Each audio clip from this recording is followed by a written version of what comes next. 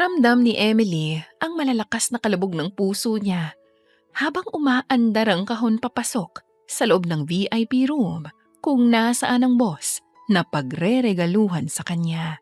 Samahan pa ng malamig sa pandinig na saliw ng musika. Huminto na ang kinalalagyan niyang regalo. Mula sa loob, dinig na dinig niya ang mga boses ng lalaking nagsasalita. Okay, ladies and gentlemen, kayong lahat na naririto, especially sa'yo, Boss Caspian, ang bago naming CEO. Happy birthday! Etong regalo namin para sa'yo! Mabilis nitong hinigit ang ribbon na nakatali sa malaking kahong regalo at sa isang iglap, bumukas yun. Tumambad sa kanilang lahat ang makikinis na hita ni Emily, kasamang kanyang sexing katawan sa suot na nakakaakit na damit. Hindi lamang damit niya ang kumikinang ng mga oras na yon, kundi ang kanyang inosenteng gandang umaangat sa lahat ng kababaihang naroon. Walang sinabi ang mga GRO na naroon sa ganda niya. Aminadong binatang si Caspian na hindi nito napigilan ng mapatitig sa kanya, bagay na hindi rin nakaligtas sa kanyang paningin. Dahil sa lahat ng mga lalaking naroon, nangingibabaw rin ang angking kagwapuhan ng binatang CEO. Gumiling-giling siya sa harapan ng binata at sumayaw ng nakakaakit na sayaw na ang hangarin ay maakit ang lalaking nagdiriwang ng ika-32 taong kaarawan. Okay, Boss Caspian, she's my gift for you. Bilang ako na ang bago mong executive secretary. Sa'yo na siya, boss! Mr. Ruel Gonzales, disappointed ako sa'yo. Hindi ko akalain na gagawin mo to. Sino may sabi na gusto ko ng babae, ha? Tahasang sinabi ng binata sa tauhan nito. Ay, hindi mo ba siya nagustuhan, boss? Tanong ng lalaki habang pareho silang nakatingin sa dalagang nagsasayaw ng sexy dancing sa harapan nila. Nakita pa niyang napadila sa sariling labi ang ilang kalalakihang naroon habang patuloy ang pagsasayaw niya. Hanggang sa natapos na siyang magsayaw, tumayo siya sa harapan ng mga ito at hindi niya alam kung kanino ba siya tatabi para magtrabaho. Boss, sigurado kang ayaw mo sa kanya? Kung hindi mo siya papapakin siya ng mga kasama natin dito. Kita mo naman, fresh na fresh akong magregalo. Ang mahal pa naman ang bayad ko sa kanya. Sabi pa ni Ruel. Ngunit hindi ito kumibo sa lalaking katabi at kausap. Nakita niyang pumapalakpak ang mga lalaking kanina lang ay malakas ang boses. Sumenyas sa mga kasama. Boys, mga dude, kung sino sa inyo ang may gusto, kunin siya ngayong gabi. Sa kanya na. Kunin niyo na. Ayaw ni boss eh. Di niya nagustuhan. Malakas na sigaw ng lalaki. Maya-maya ay may lalaking lumapit sa kanya at agad na pinadausdusan ng mapuputi niyang hita ng maliit at malamig na baso. Ngunit hindi niya yung nagustuhan. Ano ba? Bastos! Malakas niyang nasabi sabay sampal sa mukha ng lalaki. Ba't umaarte ka pa palang babae ka? Ang lakas ng loob mong pabuhatan ako ng kamay? Ipokpok ka lang naman! Akmang sasampalin din ng lalaki ang mukha niya ngunit may mga kamay na maagap na umawat sa lalaki.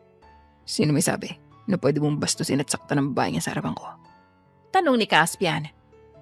Sorry sir, akala ko kasi ayaw niyo sa babae. Maganda pa naman. Sagot pa ng lalaki, ngunit masamang tingin na lang ang itinumbas ni Caspian. Saka siya nito mabilis na hinila paalis sa harapan ng lahat. Hanggang sa makalabas sila ng VIP room, ay mahigpit pa rin siyang hawak nito sa kanyang palapulsuhan. Bago pa sila makahakbang ng marami, hinarang na sila ng isang babae. Ay, sandali lang po boss. Saan mo siya dadalhin? Ninang, bastos po yung mga lalaki ron eh. Hinipuan ako. Ayaw nga po niya sa akin. Sabi niya, pero yung kausap mo, gusto kong ipatable sa iba. Paliwanag niya. Hindi mo siya pwedeng basta na lang ilabas. Kung gusto mo may VIP room kami sa itaas. Pero para sa mga tulad niyo, baling ng matanda sa binata. Kausapin mo yung sekretary ko. Sabihin mo, sinama ko yung babaeng iniregalo niya sa akin. Alam niya nang gagawin sa'yo. Pwede na kami malis. Yun na lamang ang sinabi ng lalaki at muli na siyang hinila palabas. Sa isang 5-star hotel, humantong sila ni Caspian. Nakaupo na siya sa kama at ilaw lamang mula sa lampshade ang nagbibigay ng liwanag sa buong silid. Lumabas ang binata mula sa banyo. Naka-bathrobe lang ito at umupo sa tabi niya. Siya naman ay umusog. Kinakabahan siya. Hindi pa siya handang ibigay ang sarili niya. Tinangka siyang halikan ng binata sa kanyang pisngi at napapikit ito. Tila nagustuhan ang naiiba niyang bango. Okay. This time, we will start. Huwag kang mag-alala. Hindi ako katulad ng mga gagong yan. Handa akong ingatan ka. Nang tangka siya nitong hahalikan, naitulak niya ito't napatayo siya. Bastos! Manyak! Aalis na ako. Hindi ko kayang ibigay sarili ko sa iyo. Katulad ka rin pala nila. Mapagsamantala. Sabi pa niya at tangkang tatalikod na. Napatayo ang lalaki. Okay. Kung ayaw mo diwag, anong gusto mo? Yung mga yun ang gumawa sa inong ganito? Mga salbahe mga yun. Ikaw bahala. Kung perang iniisip mo, kaya rin kitang bayaran. Name your price. Sabi ni Caspian. Ngunit hindi niya yun pinansin. Agad na siyang tumalikod at akmang bubuksan ang pintuan ng room nang biglang tumunog ang cellphone niya at agad niyang sinagot. Hello, tita? Pabulong niyang sagot na nasa kabilang linya. Emily, inatake na naman ang nanay mo. Pangalawang atake na.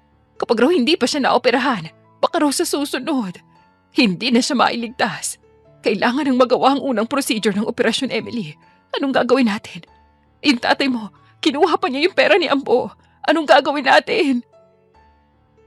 Umiiyak na tanong ng tiyahin niya. Habang dama niya ang paghi-hysterical nito, nanginginig na naibaba niya ang kamay na may hawak na cellphone. At ang tangkang pagpihit ng doorknob ng pintuan ay hindi na niya nagawa. Pikit mata siyang pumihit at hinarap ang binatang nasa likuran niya at naghihintay. Mister, sige, gagawin ko na po. Pero ipangako mo muna na babayaran mo ko. At hindi biro ang halagang hihingin ko. Pwede ba yun? Kaya mo bang bigyan ako ng 1,000,000? Tanong niya. Nanginginig ang boses at hindi makatingin sa mga mata ng binata. Hindi niya gustong gawin ang bagay na yun. Pero yun na lang ang natitirang paraan para mailigtas niya ang kanilang ina. Marahang lumapit sa kanyang binata at agad na humalik sa kanyang leeg. Napapikit siya sa ginawa nito. Hindi niya akalaing isasandal pa siya sa likod ng pintuan at bubuhatin. Habang sapo ang kanyang hita, wala itong tigil sa paghalik sa kanyang leeg na parabang ayaw na nitong umalis doon. Siya naman ay napakapit sa batok nito. Dinala siya ng binata sa kama, ngunit hindi siya binibitawan. Umupo ito roon habang siya ay ikinandong nito. Nakabuka ang kanyang mga hita habang nakapatong sa kandungan ng binata. Yakap siya nito ng mahigpit sa kanyang bewang at sa ilalim niya, damang-dama niya ang galit na galit nitong alaga. Alam mo, di naman talaga ako ganitong klaseng lalaki. At bihira lang ako makaramdam ng ganitong klaseng pagnanasa sa isang babae. Hindi ko alam kung ano meron ka. Pero ngayong gabi, pagbibigyan ko yung sarili ko. Aangkinin kita. At pagkatapos ng gabing to, kakalimutan na kita. Bulong ng binata sa kanya habang patuloy nitong sinisimsim ang kanyang halimuyak. Tapos noon ay naramdaman niyang mabagal at dumadausdos nitong mga labi sa liig niya, pababa sa balikat. Mainit ang laway nito, pati ang hininga. Init na tila ba gumagapang sa buo niyang sistema. Umangat ang kamay ng binata sa tirante ng suot niyang damit. Marahan itong pinadausdos sa kanyang balikat hanggang sa pababa nitong hilahin ng suot niyang dress. Sa isang iglap ay wala na siyang saplot sa katawan. Namalayan na lang niya na kapwa na sila hubad at dinadama ang init ng kanilang mga balat sa isa't isa. What's your name, babe? Pabulong nitong tanong habang nagpapakasawa sa ibabaw ng dibdib niya ang isang palad nito at ang isa namay nakaalalay sa kanyang likuran. Emily. At ito ang una kong karanasan. Sana naman, dahan-dahanin mo lang. Paanas niyang sagot habang nalalasing sa sensasyong ginagawa ng binata. Sure. Huwag kang mag-alala. Malayo pa tayo dyan. Gagawin natin ang dahan-dahan at hindi nagmamadali. Para mas malasap natin ang sarap. Di ko alam kung pagkatapos nito, magagawa pa kitang kalimutan. Bulong pa ng binata habang humihigpit ang yakap sa kanya. Bahagya siyang natawa. Kanina sabi mo, kalilimutan mo na ako pagkatapos ng gabing to. Ngay, mahirap talaga magsalita ng tapos. Sagot ng binata habang ang mga labi naroon pa rin sa kanyang liig. Halos tumirik ang mga mata ni Emily. Yun ang unang beses na naranasan niya ang ganong klaseng sarap. Hindi niya inakala na magugustuhan din niya ang bagay na yon. Hanggang sa ihiga siya ni Caspian sa kama, nakaluhod ito habang hawak ang sariling alaga. Nakita niya kung gaano ito kagalit. Nakakagulat naman, sir. Hindi ko akalain na ganyan kalaki ang alaga mo kapag nagagalit na. Bakit? Ngayon ko lang nakakita ng galit na alaga. Pues, ngayon, di mo lang siya makikita. Mararamdaman mo pa. Napangiti si Caspian dahil sa halatang halata na inosente pa si Emily sa mga ganong bagay. Wala pa talagang alam at ideya sa mga sakit na mararanasan ito maya-maya lang. Matapos ng romansa, umayos sila ng higa. At dun nga inihanda ng binatang alaga nito para ipasok sa kanyang kalooban. Pigil ang hininga niya nang bahagyang ibuka ng binatang kanyang mga hita. At saka marahang pinadausdos ang pagkalalaki nito sa kanyang perlas. Halos hindi siya nakahinga dahil sa sakit. Ngunit sinikap niyang hindi mapasigaw.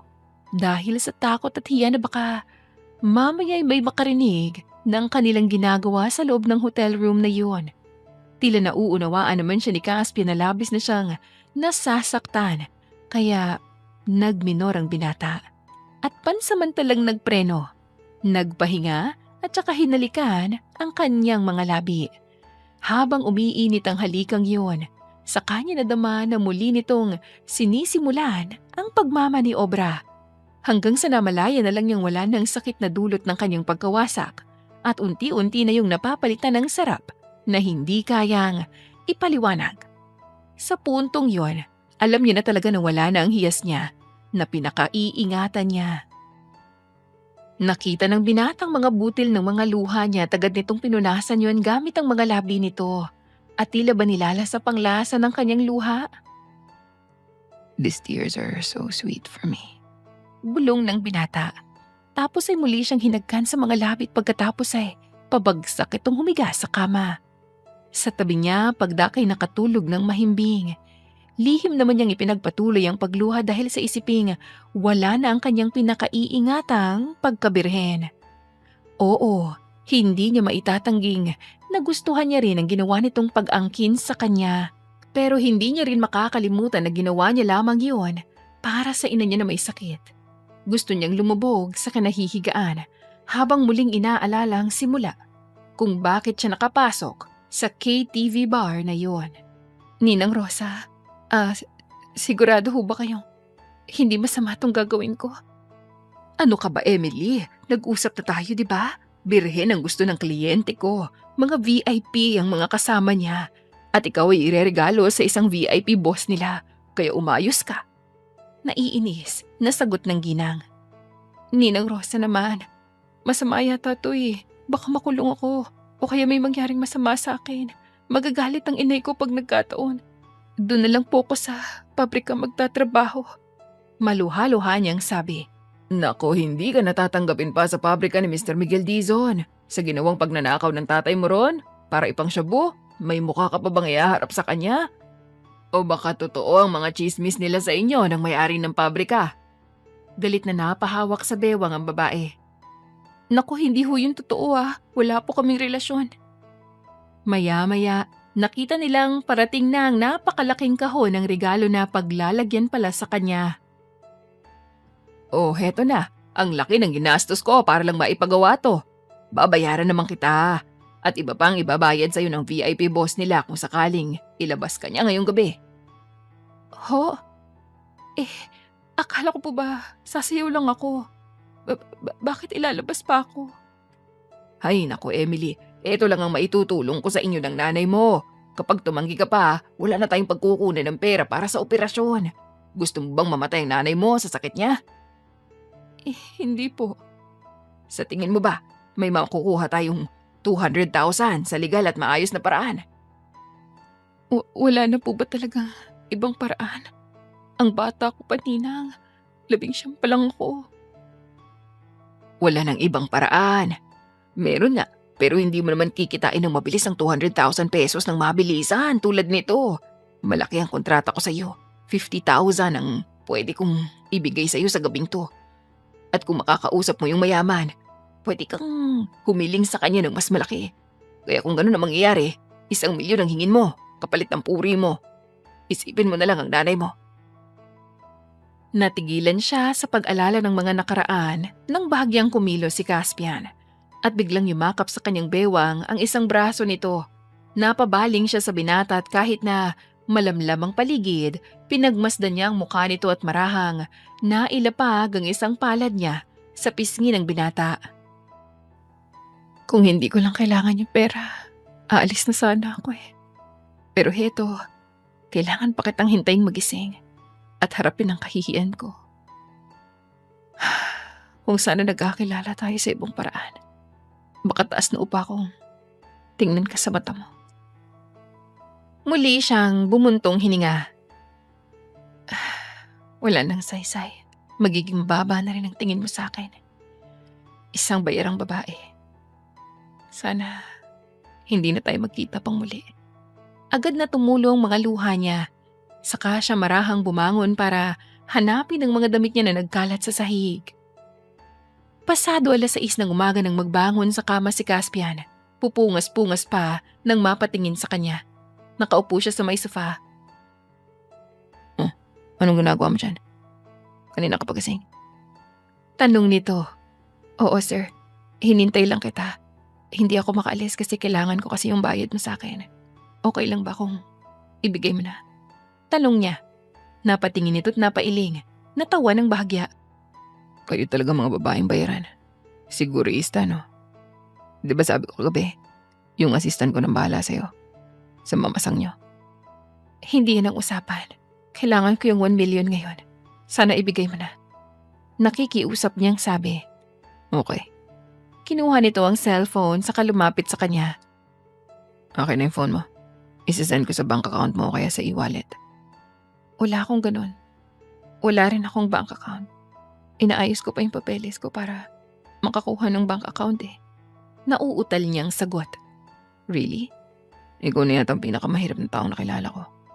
Tumawa pa ito ng malakas. Pwede bang wag mo na po akong kutsain? May gigil na sabi niya. Natigilan ng binata dahil nakita nitong may galit sa mga mata niya. Kumibit balikat ito habang nakatingin. Maya-maya'y may kinuha sa wallet. This is my ATM card. Parang blank check yan. Anong cellphone number mo? Agad niyang binigay ang cellphone niya na di keypad lang. Tinawagan siya nito at maya-maya'y may ipinadala na mensahe. Nang tingnan niya, may mga numero. PIN code niya ng ATM card na binigay ko sa'yo. Pwede mong gamitin yan. May laman niyang 1.5 million pesos. Ha? Ang laki naman. Sobrang 1.5. Isasauli ko ang iba kapag tapos ko nang gamitin. Sabi niya, tapos nagmamadaling kinuha ang bag niya. Wait, Emily, ano ka nga? Habol nitong tanong. Suarez. Sagot niya, tapos tuluyan ang umalis sa silid ng binata.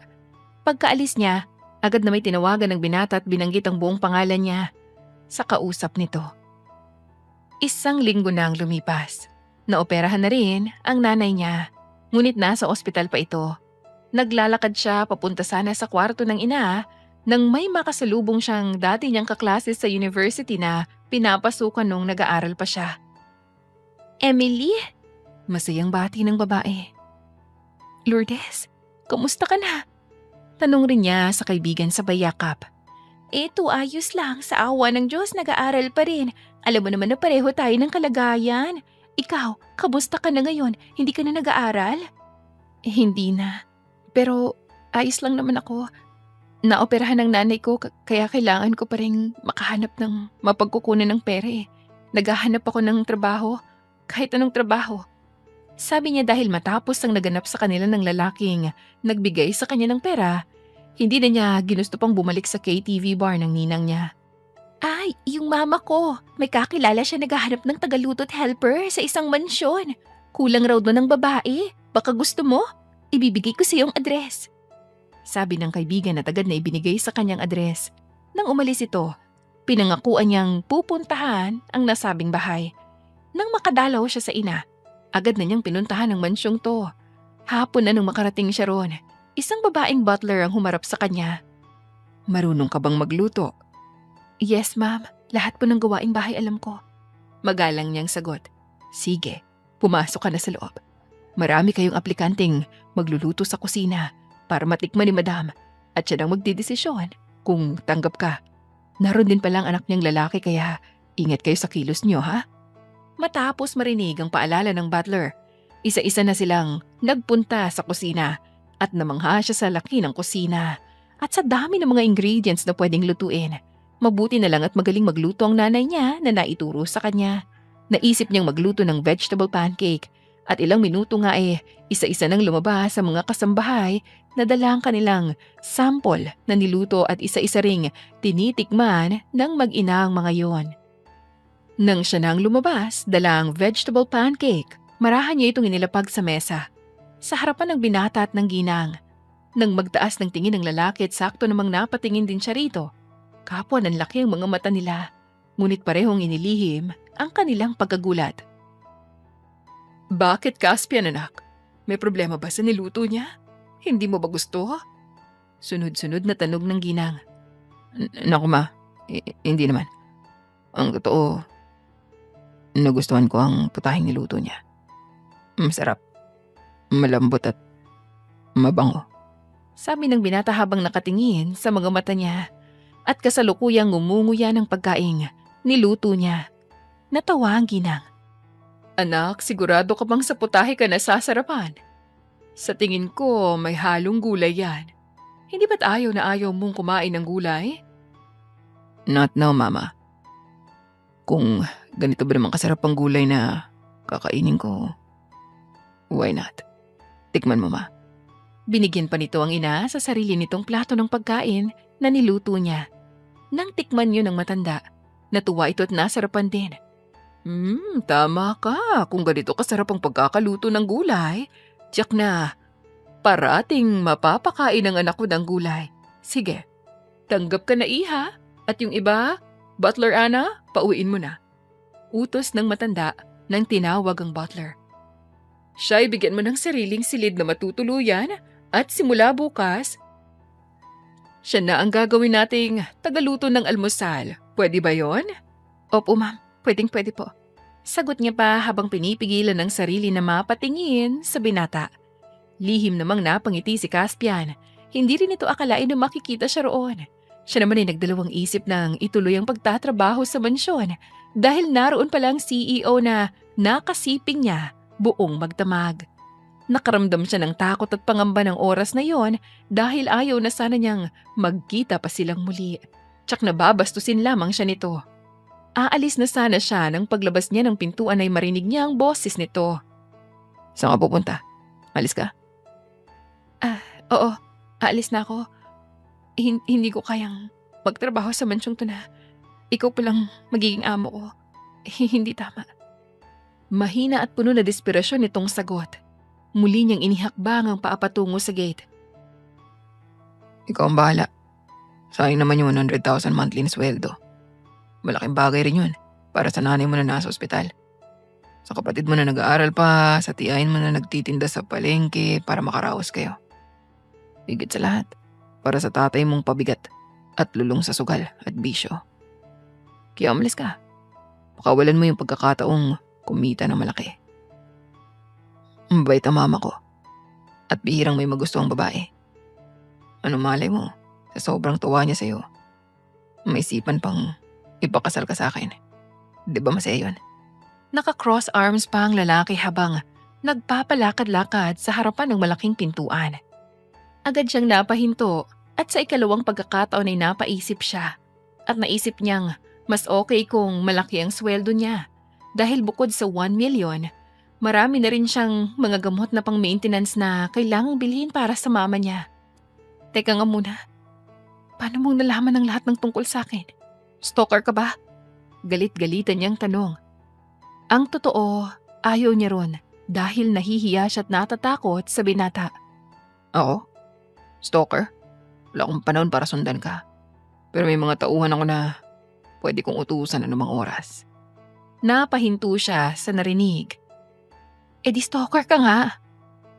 Bakit? Bawal bang kilalanin ng babaeng nakasama ko ng isang gabi? Pabulong nitong tanong nang makalapit sa kanya. Sasagot pa sana siya nang marinig nila ang boses ng ginang na tinatawag ang binata. Kung ako sa'yo, tatanggapin ko ng trabahong to. Sa ganun matugunan mo yung mga pangangailangan ng pamilya mo nang di ka nagbebenta ng laman. Mas matinong trabaho maging maid kaysa maging pakawala sa kasa. Dugtong pa nito sa kanya, sabay talikod at pumasok sa loob ng kabahayan.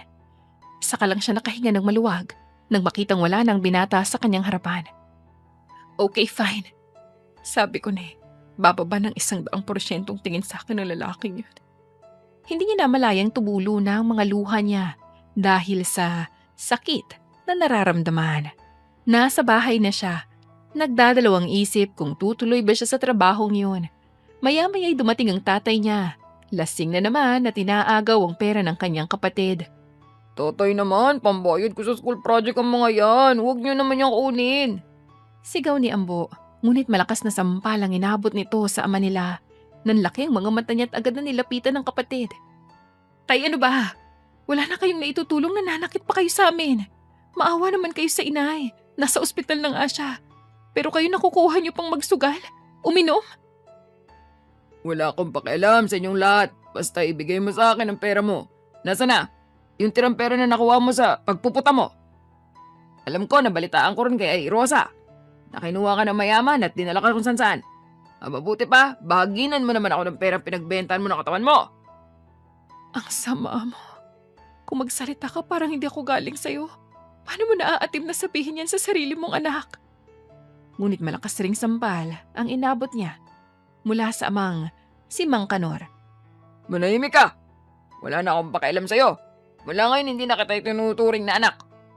Puro kayo pabigat sa akin. Tapos wala naman kayo maibigay na pera. Itay, napakasama mo. Sana hindi ka nalang namin naging tatay. Mas okay sana ang buhay namin kung ganun ang nangyari. Pero tulad nga na sabi ng iba, walang anak na makakapili ng kung sinong magiging magulang. Pero kahit na hindi mo kami mahal, hindi ko pinagsisisihan ang lahat ng mga ginawa ko. Dahil para yun sa nanay ko at sa kapatid ko. Galit niyang binalikan ng isang bag na nakaimpakin at kinuha yun. Wala, sige umalis ka. Lumayas ka. Hindi rin kita kailangan. Ate, huwag mo kong iwan, isama mo na ako.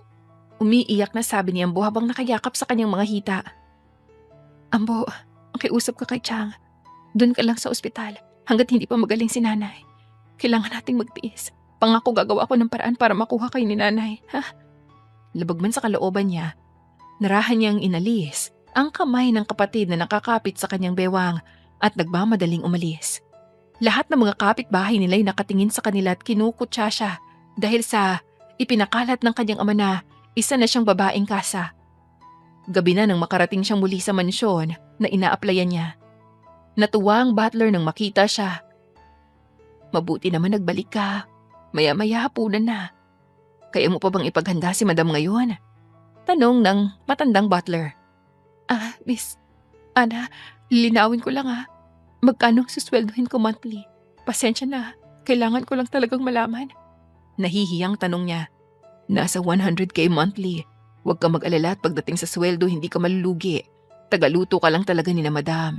Yun lang ang gagawin mo. Sabi ng babae. Tumango na siya at nagtungo sa kusina. Agad niyang sinimulan ang putahing naiisip niyang lutuin. Habang nagluluto, naidasal niyang sanay wala ang anak ng amo niya.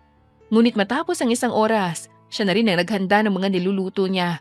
Mula sa kusina ay dinala niya na ito sa dining area. Nagulat siya nang makita na naman ang binatang nakaupo na roon. Palihim pa siya nitong kinindatan. Napayuko siyang bigla upang hindi mahalata ng ina nito ang kanyang pagkagulat.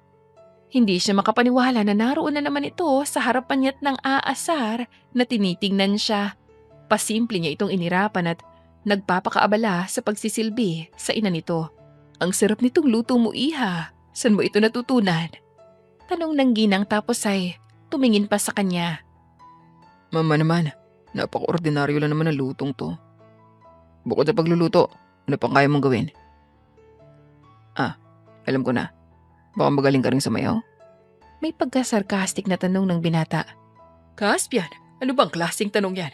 Baka mamaya ma-offend sa'yo si Emily. Ayokong umalis siya dahil sa pambubuli mo. I'm just kidding. Huwag ka masyadong seryoso ha. Tumawa pa si Caspian at maya-maya muling palihim na kumindat sa kanya. Irap ang itinumbas niya sa ginawa ng binata. Nang makabalik siya sa kusina, pabagsak niyang inilapag ang mga dala niya sa lababo at lumikha yun ng di kalakas ang tunog. Antipati ko talaga yung lalaking yun. Porque ba nakuha niya ako ng ganung paraan? Mamaliitin niya ako palagi. Aasarin niya ako ng ganun. Makikita niya talaga. Ngunit natigilan siya ng pagharap niya. Nasa likuran na pala niya ang binatang kinaiinisan. Nakangisi at halatang natutuwa sa mga narinig na binubulong niya. Dapat kapag bumubulong ka, mas mahina. Kasi itong pandinig ko, super sensitive. Naririnig ko ka hanggang ngayon yung halinghing mo nung gabing yun nung magkasiping pa tayo. Bulong pa nito, nang bahagyang lumapit sa tabi niya. Parang kunyari, maghuhugas ng kamay. Namumuro ka na talaga sa akin ha, palibasa. Natigilan siya nang sabihin ang gusto niyang sabihin sa lalaki dahil gusto niyang gantihan ang pangaasar nito sa kanya. Palibasa ano? May sasabihin ka? Nakataas ang isang kilay ni Caspian, tila naiintriga sa gusto niyang iparating. Gumuhit ang tuwid na linya sa kanyang mga labi para pigilan ang sarili na patulan pa ang pangaasar ng lalaki. Wala po. Maari bang umalis ka na po? Diyan po, para makapaghugas na po ako. At nang makatulog na rin po ako. Sabi niya na dinidiin pa ang mga po sa kanyang mga litanya. What? Anong gusto mong palabasin? Bakit parang pinagdidiinan mong salitang po? Kasi po, mahirap pong makipag-usap sa isang matanda na. Hindi ba gurang ka na? Ikumpara mo naman ang edad mo sa edad ko. Sorry po, sir. Baka pwedeng umalis ka na lang. Inis niyang bahagyang itinulak ang binata. Nagsasalubong ang mga kilay nito na iniwan siya sa kusina.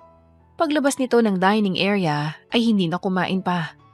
Oh, iho, akala ko naghugas ka lang ng kamay. Bakit? Hindi mo pa tapusin ang pagkain. Hindi na ma. Nawalan na ako ng gana. I think kailangan ko magpahinga, may tournament pa ako mamaya. Sabi pa nito habang pumapanhik na lang sa hagdanan paakyat sa silid nito. Tournament? Okay anak, galingan mo. Habol pa ng ina. Natawa na lang ng lihim si Caspian dahil hindi laro ang ibig nitong sabihin. Hating gabi na pero hindi siya makatulog. Iniisip niya ang kanyang inay at ang kapatid. Nagdarasal siya na sana'y maialis na niya ng tuluyan ng mga ito sa poder ng masamang ama. Napabangon siya. Hindi niya malaman kung bakit may aircon naman sa kwarto niya pero kakaiba ang alinsangan na nararamdaman niya. Naisipan niyang tumayo at magtungo sa kusina para kumuha ng tubig, ngunit nang buksan niyang pintuan, laking gulat niya nang makita ang binata sa tapat noon. Bigla itong pumasok sa kwarto niya. Nagtagal mo namang magbukas ng pinto. Kanina pa ako rito Anong ginagawa mo rito? Ngunit mabilis nitong natakpan ang bibig niya. Huwag ka maingay. Nandito ako para magbigay sa'yo ng extra benefits. Diba, kailangan mo ng pera. Pumayag ka na sa gusto ko, okay? Bulong pa nito. Tapos ay hinagkan siya sa kanyang mga labi. Mabilis, mapusok, ngunit puno ng pananabik ang halik nito ng mga oras na yon. Hindi niya alam kung ano bang gustong palabasin ng binata. Pero isa lang ang alam niya, bayarang babae ang tingin sa kanya ni Caspian. Pinilit niya itong itulak, pero nagmatigas ito at hinalikan siyang muli. Mahigpit ang pagkakahawak sa kanyang braso at muli siyang isinandal sa pader. Ngunit maya-maya ay marahan ng lumilipat sa kanyang leeg ang mga labi nito. Yun ang pagkakataon na nakapagsalita na siya. Ano ka ba? Baka mamaya mahuli tayo ng mama mo. Bulong niya para pahupain ang init na nararamdaman niya mula sa katawan nito. Don't worry babe, akong bahala. Hindi mangyayari yun. Nakalak na ang pintuan mo, di ba? Tayo na lang ang narito sa kwarto mo. Sagot pa ni Caspian habang naglalaro ang mga kamay nito sa kanyang buong katawan. At nang maglaro ito sa dalawang bundok niya, muli siyang napasinghap. Oh, I miss this.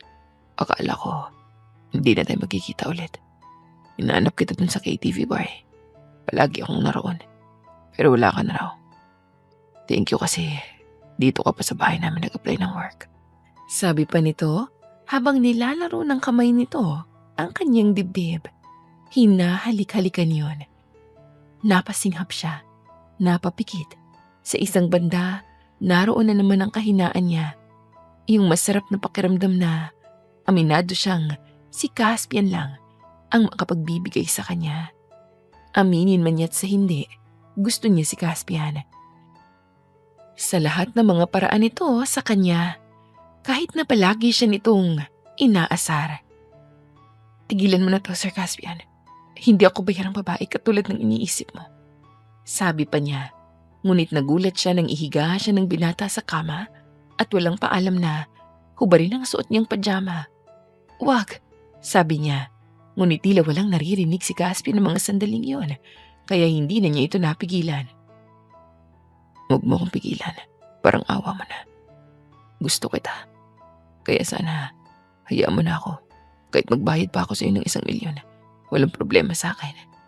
Hayaan mo lang akong angkinin ka muli ngayon. Pwede ba? Masuyong tanong ng binata habang nakikiusap na tumingin sa kanya. Napapikit at hinayaan ng binata na gawin ang gusto nito. Halos habulin niya ang kanyang hininga nang kainin nito ang perlas niya. Tumirik ang mga mata niya at halos magdiliryo siya sa ginawang iyon ng binata. Tapos nun ay marami pa silang posisyong ginawa. Lahat na yata ng pamamaraang alam nitong magbibigay ligaya sa kanilang pareho. Hindi ito tumigil hanggat hindi nila nararating ang langit. Inaamin niya sa sariling nagpaubaya siya ng gabing yun, hindi para sa pera, kundi talagang gusto na niya si Caspian. Simula pa nung unang gabi silang nagkasiping. Muling bumalik sa kanyang mga alaala ang unang beses niya itong nakita. Ramdam na niya noon pa man na tumibok na ang puso niya sa binata. Pagod siya ng gabing yun. Nakahiga siya sa kama. Habang katabi ang binata, marahan niya itong tinapik sa pisngi upang gisingin. Sir Caspian, gumising ka na. Umalis ka na. Baka mamaya magising na ang lahat ng mga tao sa buong mansyon. Maabutan ka pa nilang lumabas rito. Umalis ka na. Bago pa ako mapahiya sa iba. Nakayuko niyang sabi. Ngunit masuyong iniangat ng binata ang kanyang mukha. Huwag ka mahiya sa akin. Gusto kita. Gusto ko ang ginagawa natin. Kaya habang nandito ka sa pader ko, walang makakapanakit sa'yo. I promise that. Baka magalit ng mama mo. Hindi mo dapat gawin to, sir. Ayos na ako sa 100K na sweldo ko rito. Masaya na ako ron. At maitataguyod ko ng pamilya ko sa pamamagitan ng sweldo na yon. Kaya, pwede ba? Ito na ang huling beses na may mangyayari sa atin. Pwede ba? Nakikiusap ang tinig na tanong niya. Hindi pwede. Diretsong sagot ng binata. Nalaglag naman ang panga niya. Bakit ang bilis mong sumagot? Hindi mo malang pinag-isipan. Palayain mo na ako sa kahihiyan. Hiyang-hiya na nga ako eh. Dahil nagawa kong ibigay ang sarili ko sa iyo para lang sa pera. Pwede bang huwag mo na itong uulitin? Kung hindi, mapipilitan akong umalis na lang. Hindi ka alis. Okay, ito ng ATM. Nariyan ng 1 million. Sana gumawa ka na ng bank account mo. Para doon ko naman diretso ang pera mo. Okay? Sabi pa nito na hindi iniintindi ang sinasabi niya. Tumayo na ito at tuluyang nagbihis. Saka umalis ng silid niya. Napabuga na lang siya ng hangin. Bakit ba ang dali para sa kanyang magbigay ng 1 milyon? Palibhasa mayaman. At akala niya mabibili niya ng pera ang lahat ng bagay. Mahigpit niyang nahawakan ang card na binigay nito. At doon nakalagay ang isang kabayaran para sa ginawa nila ng gabing yun. Napaiyak siya. Ayaw niya ng ganun. Mahal na niya kasi ang binata pero pakiramdam niya mananatiling laruan lang ang tingin nito sa kanya. Kahit na kailan, hindi siya magkakaroon ng halaga sa puso ni Caspian. Hindi niya akalain na masusundan pa ang pangyayaring yun ng ilang ulit. Halos gabi-gabi siyang pinupuntahan ng binata sa kanyang silid. Hindi niya alam kung bakit tila mahina naman siya sa pagtanggi. Naawa siya sa tuwing nagmamakaawa ito sa kanya. Pinagbibigyan niya ito kasi hindi niya matiis ang pagluhod nito at pakikiusap sa kanya para lang maangkin siya nitong muli. Pagod na siya. Hindi niya alam kung ano ang tunay na katayuan niya sa binata. Alam niyang sa pagiging bayarang babae sila nagsimula. Pero hindi niya ginustong mamasukan sa mansyong yun nang dahil sa lalaki. Nagkataon lang ang lahat. Kaya nagtataka siya kung bakit hinayaan ng tadhana na mapasok siya sa ganoong sitwasyon. Iha, Emily, ayos ka lang ba? Mukhang pagod na pagod ka. Mabuti pa'y mag-day off ka muna. Hetong sweldo mo. Dinagdagan ko yan para maibili mo ang nanay at kapatid mo ng mga pangangailangan nila. Sabi ng ginang. Ma'am, nakakahiya naman po. Saka, paano niyo po nalaman ang tungkol sa nanay ko? Nagtataka niyang tanong. Kay Caspian. Saka alam mo, kakaiba ka. Ikaw pa lang ang babaeng pinagmalasakitan ng anak ko ng ganito. Sa tingin ko mabuti kang impluwensya sa anak ko. At pasensya ka na ha, matanda na kasi siya. Pero wala pa yatang balak mag-asawa. Alam mo, kung magugustuhan ka niya, ayos lang sa akin. Sana nga ay may magustuhan na siya. Matapos kasing mamatay ang nobya niya noon, hindi na tumingin sa ibang babae. Baka ikaw na ang bagong magpapasaya sa kanya. Sabi pa ng matanda. Agad siyang napayuko sa mga sinabi ng ginang. Imposible po yun, ma'am. Maid lang po ako rito. Mahirap pong mangarap ng mataas. Sabi pa niya habang napapayuko. Umalis siya ng araw na yun para dalawin ng ina at kapatid na nasa ospital pa rin. Masakit man sa kalooban niya. Wala siyang mapagpipilian kundi ipambayad ang bagong card na ibinigay sa kanya ng binata para sa pagbabayad ng bills nila sa ospital at para sa mga gamot. Mabuti na lang rin at nahanapan na niya ang nanay niya ng apartment kung saan maaari itong magpahinga. Pagpasok niya roon, nagulat siya nang makita na naroon ang lalaking pamilyar sa kanya. Si Mr. Dizon, ang dati niyang amo sa pinapasukang pabrika. Nariyan na pala siya. Sabi ng kanyang ina sa lalaking kausap nang makita siya. Natigilan siya dahil hindi niya inaasahan na makikita ang lalaking yon. Sir Miguel, anong ginagawa mo rito?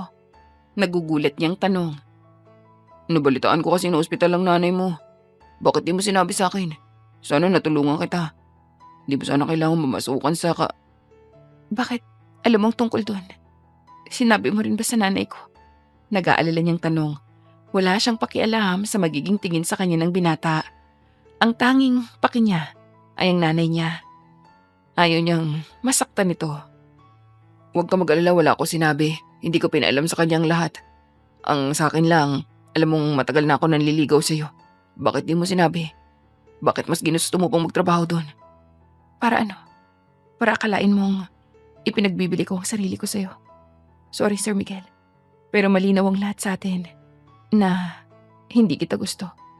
Sabi pa niya sa lalaki. Ayaw niyang paasahin ito sa wala. Kung noon ay hindi niya ito magustuhan, mas lalong hindi niya ito magugustuhan ngayong may laman na ang puso niya. Iha, ayos ka lang ba? Hindi na ako magtatanong kung saan mo nakuha ang lahat ng pera na ipinangbayad mo sa ospital. Pero maaari bang mag-iingat ka, anak? Sabi sa kanya ng ina na nooy naaawa na sa kanya. Opo, Nay, huwag kayo mag-alala sa akin. Maayos naman ang trabaho na napasukan ko sa mansyon ng mga Valdez. Tugon niya sa ina. Hindi na ito masyadong nagtanong pa dahil malaki ang tiwala nito sa kanya. Matapos niyang makausap ang ina, umalis na siya para bumalik sa kanyang trabaho. Habang naglalakad sa lobby ng ospital, nakita niya ang lalaking kanina lang ay nasa kwarto ng kanyang ina. Emily, pauwi ka na ba? Halika, hahatid na kita. Hindi na, Mr. Dizon. Nakakahiya naman sa'yo. Baka pwede ka na umalis. At sana, huwag mo nang dadalawin ulit ang nanay ko. Baka mamaya makita ka pa ng tatay ko eh. Alam mo mukhang pera yun, di ba? Ayoko lang na magamit pa niyang pagkikita nating to. Sabi pa niya. Tumalikod siya para iwan ng lalaki ngunit napatigil siya nang makita ang isa pang lalaki na kilala niya. Si Caspian. Ha? Ano ginagawa niya rito? Bulong niya sa isip lang. Huli na para pumihit dahil kitang-kita na niya ang nagsasalubong ng mga kilay ng binata. Andito ka lang pala, babe. Kanina pa kita hinahanap. Sabi niya sabay akbay sa kanya. Agad ring nagdilim ang mukha ni Mr. Dizon. Sandali ka, Caspian. Kailan pa kayo nagkakilala? Tanong ni Mr. Dizon. Lumapit pa ito sa kanila at masamang pagkakatingin sa kamay ni Caspian na nakaakbay sa balikat niya. It's none of your business. Come on, babe. Baling nito sa kanya at patangay siyang isinama sa paglalakad. Wala nang nagawang lalaki kundi tingnan na lamang sila habang naglalakad palabas ng ospital. Pagdating sa kotse, sa kanya inalis ang kamay nito sa balikat niya. Anong pakulo yun? Saka, magkakilala kayo ni Mr. Dizon? Yeah. Businessman din siya. Kaya kilala ko siya. At kilala niya ako. Pero, kahit kailan di kami naging magkaibigan. Hindi ko gustong ilatyan ang mukha niya. Bakit kilala mo siya? Pagbabalik tanong ng binata sa kanya. Amo ko siya dati sa pabrika. Natigilan niyang sagot. Hindi niya balak sabihin na manliligaw rin niya ang lalaking yon hanggang sa oras na yon. Are you sure? Sabihin mo hanggang maaga pa. Mahirap kung sa kanya ko pa malalaman ng totoo. Baka mamaya mag-init pa ang ulo ko at masaktan. Mo ko? Ganun ba? Okay lang. Alam ko naman ang lagay ko sa'yo eh. Isang laruan na dapat sa'yo lang. Dapat walang ibang maglalaro sa laruan mo. Diba?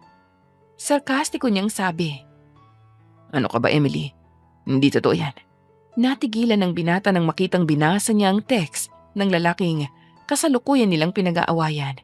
Kaya't hindi na nito tinuloy ang mga sasabihin. Hinayaan na lang ni Caspian na isipin niyang totoo ang mga sinabi niya. Hanggang sa makapasok sila sa mansyon, nagtuloy na lamang siya sa kanyang silid at nagpahinga na.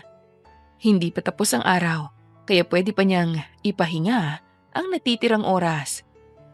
At bukas na siya magsisimula muli ng pagtatrabaho. Pagkapasok ay inilak na niya agad ang pintuan. Nagtuloy sa banyo at saka doon nag-shower. Kalahating oras nang lumabas siya sa banyo, nagulat siya nang makita ron ng binata. Ang tagal mo naman, kanina pa ako rito. Masuyong sabi nito. Muli na naman niyang nakita ang nagpapaawa nitong mga mata. Tinangka siya nitong hawakan sa isang kamay, ngunit iniwas niya yon sa binata. May regla ako. Huwag mo na ngayon. Malakas kasi. Pati nga puson ko masakit at gusto ko magpahinga. Sa katunayan kanina pa to, tinitiis ko lang. Pwede bang magpahinga ako ngayong gabi at sa mga susunod pa? Pagdadahilan niya upang hindi siya pilitin. Pakiramdam niya, luging-lugi na siya sa mga gusto nitong gawin. Ayaw na niyang mag-invest pa ng alaala nila sa kama. Nasasaktan siya dahil habang tumatagal, nahuhulog ng husto ang puso niya at natatakot siyang hindi ganun si Caspian. Naniniwala siyang laruan lamang siya para sa binata. You mean menstruation? Tanong pa nito mukhang hindi alam ang salitang Tagalog na binanggit niya. Oo, yun nga. In English mo lang eh. Natatawa niyang sagot. Oh, okay. Dinalo lang naman talaga kita. Ano, kailangan ba ng gamot? Ipapakuha ko na lang ba sa butler? Tanong pa nito nang may pag-aalala sa boses. Hindi na. Meron akong gamot. Ako na lang ang bahala. Ikaw naman masyado mong inaalala pati ang regla ko. Okay lang ako. Sabi pa niya na talagang itinutulak pa ang binata para lumabas sa kanyang silid. Hindi nila alam ng mga oras na yon ay may isa sa mga kasambahay na nakakita sa binata na lumabas sa kanyang silid. Yun ang nagbunsod ng mga bulong-bulungan at chismis sa buong mansyon na nakarating sa ina ng binata. Kinabukasan, madalas na niyang makita ang mga kasamahang nagbubulong-bulungan kapag dumaraan siya o nakikita siya. Isa sa mga lalaking boy roon ang nakaalam ng chismis kaya't nagulat siya nang bigla siya nitong yakapin mula sa likuran niya habang siya'y nagluluto sa kusina. Ano ba? Manong Badong? Gulat niyang naitulak ang lalaki. Bakit? May pambayad naman ako ah. Totoo naman ang sabi-sabi, di ba? Galing ka sa isang kasa, ay yung bilihan ng mga babaeng bayaran. Hindi ba totoo yun? Bakit hindi ba pwedeng barya-barya sa'yo? Mang Badong, bakit ko gagawin ang trabahong yan? Ay ang laki ng sweldo ko rito. Ano ako tanga? Papayag na babuyin ang kung sino-sinong lalaki para sa barya. Sarkastiko niyang sabi sa lalaki at tinalikuran ito. Ngunit nagpumilit ang lalaki kaya't naitulak niya itong muli at nadampot ang kutsilyo. Sige, subukan mo pang lumapit. Hindi ako mangingiming iturok sa dibdib mo to. Galit niyang sabi habang naninigas ang kamay na hawak ang kutsilyo. Ngumisi ang lalaki. Tinangkapang agawin sa kanya ang kutsilyo at laking gulat nilang pareho nang may humablot sa suot nitong t-shirt at mabilis na naibalibag ang lalaki. Anong problema mo, Mang Badong? Kailan ka pa nagsimulang mag-adik? Ipapakulong kita. Kahit na matagal ka na rito, hindi pwede sa akin ang pambabastos mo sa kahit sinong kasambahay rito. Bakit, boss? Dahil sa'yo lang ba siya? Di mo na problema yun, Mang Badong. Galit na sabi ni Caspian. Maya-maya dumating ng mga security guard at dinampot ang lalaki. Siya naman ay umalis na sa harapan ng mga tao at nagpunta sa sarili niyang kwarto. Noon din ay naisip na niyang umalis sa mansyon. Nahihiya na siya sa mga tao lalo pat nalaman na niyang alam na ng mga ito na pinupuntahan siya ng kanilang amo gabi-gabi. Sa paglalakad niya patungo sana sa opisina ng ina ni Caspian para magpaalam, narinig niyang pag-uusap ng mag-ina. Caspian, ano ba kasi talaga ang nararamdaman mo para kay Emily? Mali ka naman anak. Kung gusto mo siya, sana niligawan mo o di kay pinakasalan mo na. Hindi iyong ginagawa mo ang bagay na iyan. Hindi mo man lang naisip ang kalagayan niya bilang babae. Kahit ako ang nasa kalagayan niya, lulubog ako sa hiya. O baka gustuhin ko na lang nalamunin ako ng lupa. Ano bang ipinag-aalala mo? Ako ba? Noon ko pa sinabi sa'yo na kahit na kailan ay hindi ko sasaklawan ang mga desisyon mo sa buhay. Lalong-lalo na sa pag-ibig. Dahil hindi ko pa alam Hindi ko pa alam kung gaano siya kalaga sa buhay ko. Hindi ko pa alam ang patutunguhan ng damdamin ko. Sa mga sinabing yun ng binata, para siyang nalusaw sa hiya. Hindi na niya gustong marinig pa ang iba pang sasabihin ng binata. Umalis na siya sa lugar na yun dahil labis siyang nasaktan. Hindi mo alam, ano ba talaga ang lagay niya sa buhay mo? Sino ba talaga siya para sa'yo? Dapat ay alam mo yan, anak. Matanda ka na. Dapat alam mo kung ano ang tama at mali. Sabi pa ng ina sa binata. Mama, ang alam ko lang, gusto ko siyang palagi nasa tabi ko. Gusto ko siyang makasama habang buhay. At hindi ako papayag na mawala siya. Hinahanap-hanap ko siya. Yun lamang ang tanging nasagot ng binata sa ina, mga salitang hindi na narinig ni Emily. Nang gabing yun ay umalis na rin siya sa mansyon. Hindi na niya hinintay pa si Caspian na puntahan siya. Tama na ang narinig niya. Hindi alam na binata ang puwang niya sa buhay nito. At alam niya ang sagot. Yun ay dahil sa laruan lamang siya para sa binata. Isang babae na hindi dapat pakasalan at totohaning mahalin. Nagpunta siya sa bakanting apartment na binili niya para sa ina at kapatid. Doon siya naupo sa malambot na sopa habang nag-iisip. Hindi ako dapat makonsensya. Pinagputahan ko ang mga to. At itong binayad niya sa mga gabing nagpaubaya ako. Sabi niya habang umiiyak. Hawak niyang basong may lamang alak. Sabi ko naman sa'yo, sana noon mo pa nilinaw kay Emily kung ano ba talaga siya sa buhay mo. Bakang akala niya pinaglalaruan mo lang siya. Galit na nahampas ng ginang ang anak. I'm sorry, Mama. Hayaan mo, hahanapin ko siya at iuwi ko siya rito. Hindi magtatagal. Pakakasalan ko siya. Huwag ka na magalit, Ma. Uminawang ka lang dyan. Sabi ng binata habang inaalalayan ng ina patungo sa sofa. Tapos may tinawagan ito sa cellphone at agad na ipinahanap si Emily. Samantala, papunta si Emily sa ospital para dalawin ng ina niya. Malapit na rin itong lumabas sa paggamutan at excited siyang dalihin ang mga ito sa bagong apartment nila. Ngunit hindi niya alam na nasa likuran niya pala ang kanyang ama. Huli ka! Mahinang sabi ng lalaki nang mahablot siya sa palapulsuhan. Nanlaki ang mga mata niya nang makita ang humablot sa kanya. Tay, anong ginagawa mo rito? Bakit mo ko hinihila? Pasensya ka na anak. May taong gustong-gusto ka makausap. Nagbayad siya ng malaki sa akin para lang makuha ka. Gusto niya kasi sa kanya ka na lang anak. Sabi ng adik niyang ama. Tay, nakadrugs ka na naman. Bitawan mo nga ako. Kailangan ako ni na Inay at Ambo. Ako na lang ang bahala sa kanila. Sa ngayon, sumama ka sa akin. Agad pa nitong tinakpan ng kanyang bibig gamit ang panyong may pampatulog. Nawalan siya ng malay at binuhat siya nito. Sa bilis ng mga pangyayari, halos walang nakapansin sa kanila kaya't walang nakakaalam ng ginawang iyon ng kanyang ama. Samantalang paparating na sina Caspian sa ospital dahil nalaman nito buhat sa CCTV ang pagpunta niya sa pagamutan para dalawin ng ina at kapatid. Kumusta po kayo? Ako po si Caspian. Nobyo po ako ng anak niyo. Nagpunta na po ba siya rito? Tanong ng binata sa ina ng dalaga. Ah, ikaw ba? Tumawag siya kanina lang pero nagtataka ako bakit wala pa siya hanggang ngayon. Sabi niya kanina nasa lobby na siya ng ospital. Inutusan ko nga ang kapatid niya na salubungin siya eh. Nay, wala naman po si Ate. Kanina pa ako dun eh. Hinihingal na sabi ni Ambo. Hindi ako maaring magkamali. Tumawag siya kanina. Mario bang makita ang cellphone mo? Tanong ni Caspian. Agad namang binigay ng ginang ang cellphone. Tiningnan ng binata ang call record. At narinig nga nila ang sinabi ni Emily na nasa lobby na ito ng ospital. Agad na inutusan ng mga tauhan na tingnan ng CCTV ng buong hospital. At doon ay nalaman ng mga tauhan ito na may lalaking dumukot kay Emily. Sir, ito po yung CCTV footage. Sabay abot sa binata. Nay, kilala mo po ba tong lalaking to? Tanong ng binata sa ina na nasa higaan pa rin. Naku, iyan ang asawa ko, si Kanor. Napakasama niya. Palibhasa hindi siya naniniwala na anak niya si Emily. Noon pa niya ako pinagdududahan sa isang kasalanang kailanman ay hindi ko ginawa. Kaya masama ang trato niya kay Emily. Ang sama niya. Anak niya si Emily.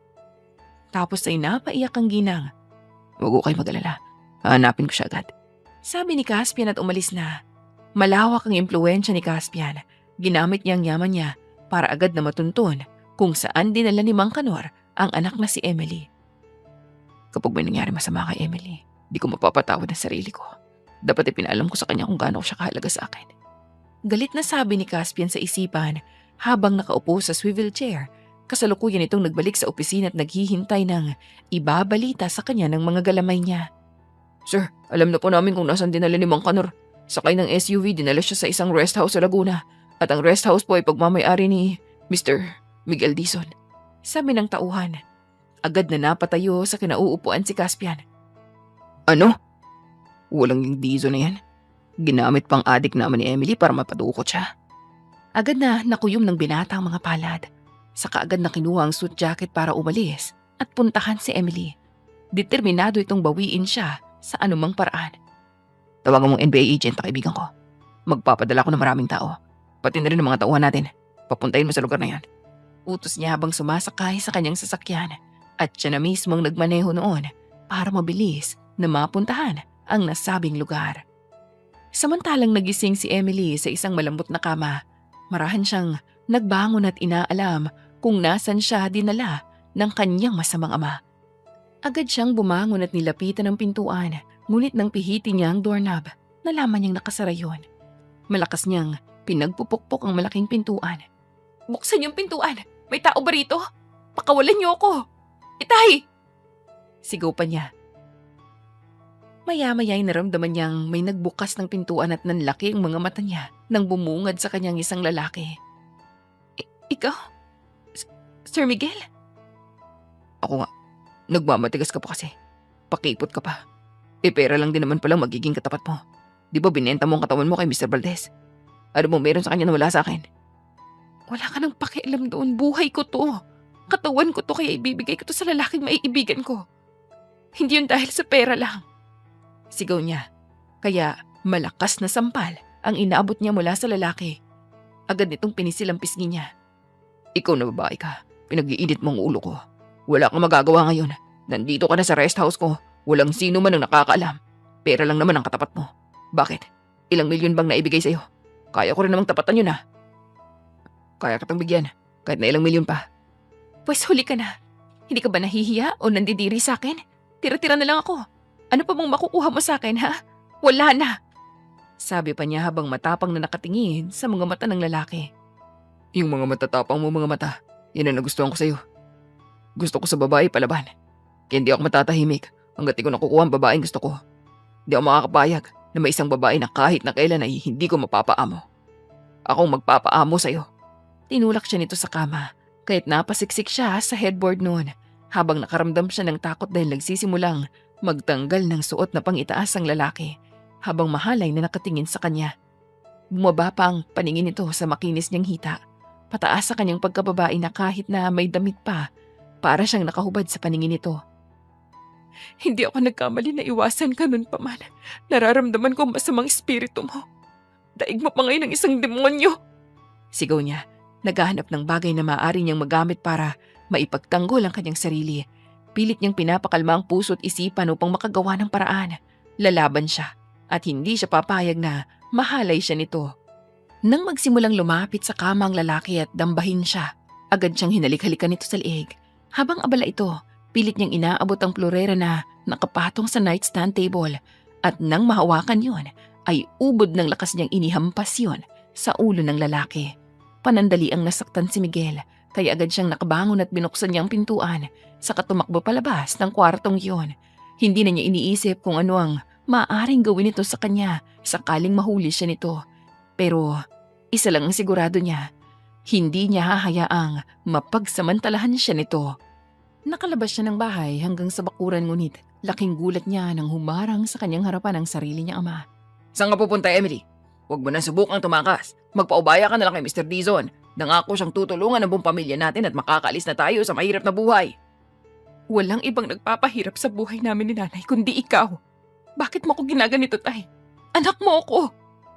Umiiyak niyang tanong sa ama na simulat sa pool ay hindi siya itinuring na anak. Dahil hindi kita anak. Anak ka sa kalokohan ng nanay mong yon. Hindi kita matatanggap kahit kailan. Kung ganun, hayaan mo na lang akong mamatay. Di bali nang mawala ako. Huwag ko lang hayaan ng demonyong yun na babuyin ng katawan ko. Sigaw niya. Nagsimula siyang tumakbo patungo sa gate. Ngunit bago pa man siya makarating doon ay bumukas yun at iniluwa si Caspian kasama ang mga tauhan nito. Emily! Sigaw nito sabay lapit sa kanya. Ayos ka lang ba? Agad na sinipat ng binata kung hindi siya nasaktan. Ayos lang ako.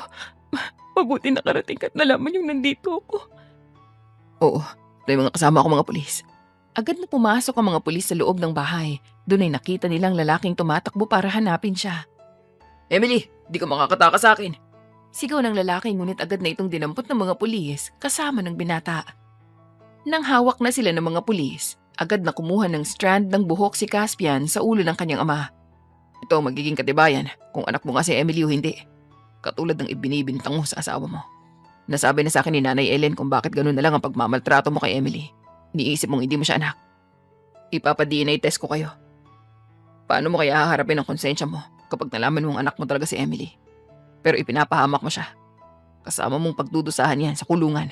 Pati ikaw, Mr. Dizon, lahat ng mga negosyo mo ngayon, nahaharap sa bankruptcy. Makalaya ka man, wala ka nang babalikan. Gigil na sabi ni Caspian. Hayop ka, Caspian. Pagsisisihan mong iniligtas mo pang babaeng yan. Pinagsawaan ko siya ng paulit-ulit. Sigaw ni Miguel habang ipinapasok ito sa sasakyan ng mga pulis. Hindi totoo yan. Hindi totoo sinasabi mo. Sigaw niya at sa puntong yun ay biglang nagdilim ang paningin niya at tuluyang nawala ng malay. Nasalo siya ni Caspian at agad ring dinala sa ospital. Hindi! Malakas niyang sigaw, sabay bangon. Hindi niya akalain na magigising siya dahil sa isang masamang panaginip. Sa panaginip niya ay hinahalay siya ni Mr. Dizon habang siya ay walang malay. Isang bagay na nagbigay sa kanya ng matinding takot. Maya-maya naramdaman niya ang kamay ng binatang si Caspian. Naroon pala ito. Emily, I'm so sorry. Hindi kita dapat pinagbukang tanga. Hindi ko dapat hinayaang isipin na wala kang halaga para sa akin. Patawarin mo ako. Nagkamali ako. Nalito ako at natakot sa mga nararamdaman ko para sa'yo. Pero maniwala ka. Mahalaga ka sa akin at mahal kita. Mahinang paliwanag ng binata. Mariin siyang napailing at agad na nabawi ang isang kamay nito na hawak niya. Hindi na ako karapat-dapat sa'yo. Pinagsamantalahan niya ako. Hindi ko alam kung ilang oras ako nawala ng mali nung dinukot ako ni tatay. Nagising ako, nasa isang silid na lang ako. Hindi ko alam kung may ginawa siya sa akin. Agad na naglandas sa mga luha sa kanyang mga mata. Wala akong pakialam. Hindi naman katawan mo ang habol ko sa'yo, Emily. Ikaw, mahal kita. Minahal kita, una pa lang. At kasalanan ko ang lahat ng to. Kaya patawarin mo ako. And please, huwag mong isipin ang bagay na yan. Mahal pa rin kita at tanggap kita. Kahit na ano pa man ang mga nangyari. Caspian, ayokong matulad sa akin na magiging anak ko. Paano kung isipin mo rin ha? Masama ako. At isipin mo, hindi mo anak ang magiging unang ating anak. Pumuntong hininga muna si Caspian bago nagsalita. Kung para sa ikakapanatag ng loob mo at para sa kasong to, umayag ang nanay mo. Ako rin, naipasuri ka. Kailangan din kasi yun kung sakaling magdemanda ka. Mainam na rin malaman natin kung ano ang totoo. Pero inuulit ko sa'yo, walang halaga sa akin ano man ang maging resulta. Dahil mahal kita, Emily. Kahit na anong mangyari. Niyakap siya ng binata ng mahigpit. Doon ay nagkaroon siya ng kapanatagan. Makalipas ang 1 linggo, nagpahinga lamang siya sa ospital. Nagpatawag na rin si Caspian ng psychiatrist para siguruhin ang kanyang mental na kalagayan. Naunawaan ni Caspian na grabe ang trauma na sinapit ni Emily dahil sa mga pangyayari.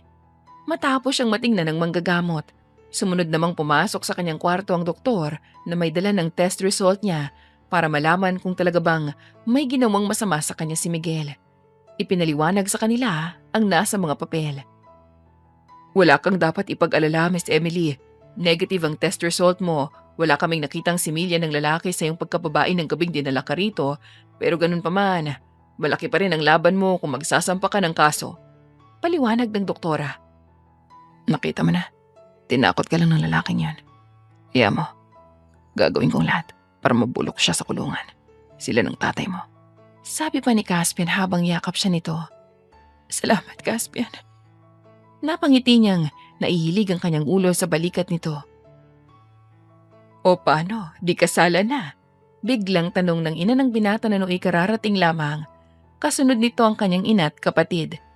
Nay, nakalabas na po pala kayo. Oo, Emily, at ipagpapasalamat ko ang lahat sa kanila, kay Balay at kay Caspian. Salamat sa inyo, nahanap ang anak ko at nailigtas. Naiiyak na sabi ng ina. Ate, salamat ligtas ka na, sabi rin ni Ambo. Salamat po sa pagdala niyo sa nanay ko rito, senyora. Magalang niyang bati sa ina ng binata. Mama ang itawag mo sa akin. At nagpapasalamat din ako dahil ligtas ka na. Pinag-alala mo ko, iha. Sabi pa ng ginang habang hawak ang kanyang kamay. Oh, edi, kasalan na. Masaya akong makikita kayong ikakasal, anak. Yes, ma. Sa katunayan yan, may dala na akong singsing. To ask her. Tapos ay bumaling sa kanya. Emily, will you marry me? Sino ba ako para tanggihan ng lalaking unang nagpatibok ng puso ko? Maraming salamat, Caspian. Utang ko sa iyong lahat. Naiiyak niyang sagot. Wala kang utang. Dahil sa'yo nagkaroon ng direksyon ng buhay ko. Eh sana, huwag mo na akong iiwan ulit, ha? Mahal na mahal kita, Emily.